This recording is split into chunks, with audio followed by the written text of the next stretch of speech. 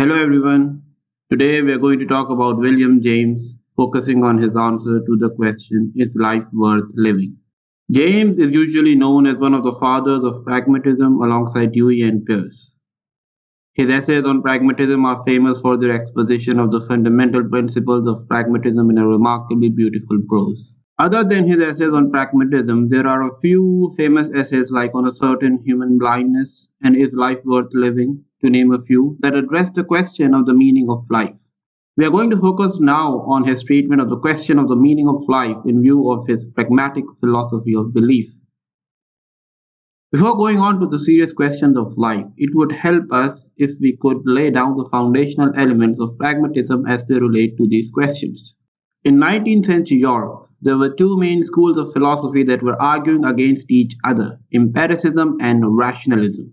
The main fight between the two rested on the fact that rationalism claimed that there are innate ideas apart from experience that play a major role in rationalizing and understanding the world. On the other hand, empiricism wanted to establish that there are no innate ideas and sensory experience is the only ingredient required to generate ideas. William James was a ferocious reader. He was well informed about the developments in philosophy in Europe. The more he read, the more he got concerned about the image of philosophy as presented in the seminar rooms of big universities. He thought that the amount of time spent on metaphysical quibbles that had no influence on our daily lives could be saved, and our intellectual energy could be better spent. To place philosophy back to its regal status, he dedicated his life to tying down philosophy with reality as we experience it. James highlighted a fact about theorizing that would allow philosophers to disabuse themselves of wrong assumptions regarding theories. He said that a theory is usually considered as an end that one has to reach through hypotheses and constant interrogation of facts. But the theoretical statement that we achieve as a result of all the hard work is the end of the journey.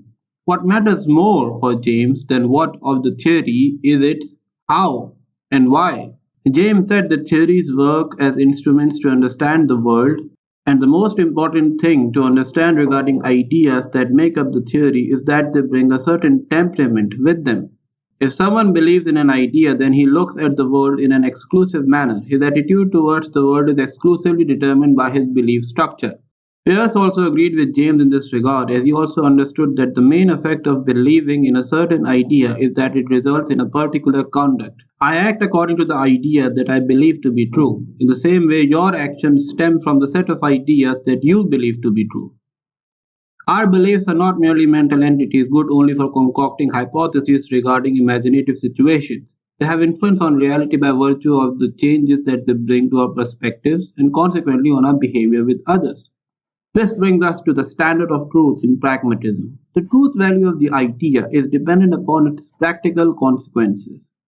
To put it crudely, if it works, it is true. If it does not work, which basically means that if it brings no change in our behavior or on reality, then it is not true. For instance, if an idealist comes up to you and tries to convince you that there is no external reality outside mental reality, then all you need to do to disprove him is to take him near a lamppost on the street in front of you and ask him to bang his head on the lamppost as hard as possible and not feel the pain. If he does not feel the pain, then he is right.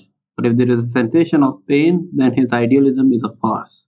Because living a life with the belief that there is no external reality except for what one thinks of it is impossible. If someone is an empiricist, then he would work hard to find facts, to create an intelligent structure such that he could gain as many facts as possible about a certain idea to check its worth.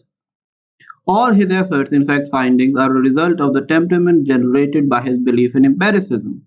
And this temperament also affects the interpretation of further inputs. It is not easy to let go of old sedimented ideas, therefore, there is a high possibility that the new piece of evidence coming will be accepted as true only if it agrees with the interpretation of the core of our belief structure.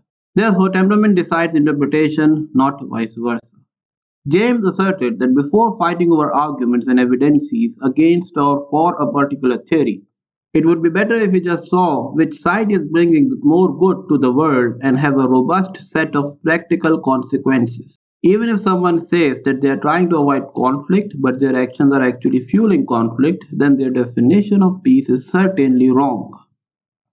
How does this help us answer the question, is life worth living? James' answer is simple. What do you believe your life is worth? Since your belief brings with it an attitude to achieve what you believe in, therefore it is worth asking the question to yourself at every moment. Do I believe that my life is worth living?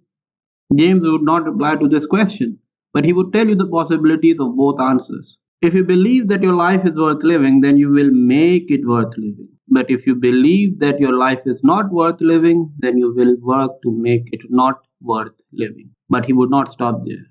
He would also stress that is it worth living for others as well? Ask that question. Our relations with our fellow beings are of tantamount importance to James. We finish this essay with a quotation that he took from Ruskin, just so that we leave you with food for thought. Quote open.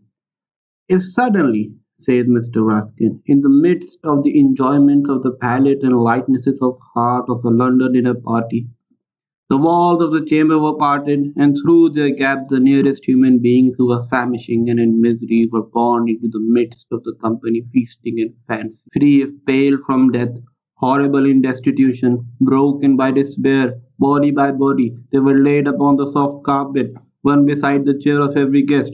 Would only the crumbs of the dainties be cast to them? Would only a passing glance, a passing thought be vouchsafed to them? Yet the actual facts, the real relation of each Dives and Lazarus, are not altered by the intervention of the house wall between the table and the sick bed, by the few feet of ground, how few which are indeed all that separate the merriment from the misery. Quote close. Thank you everyone.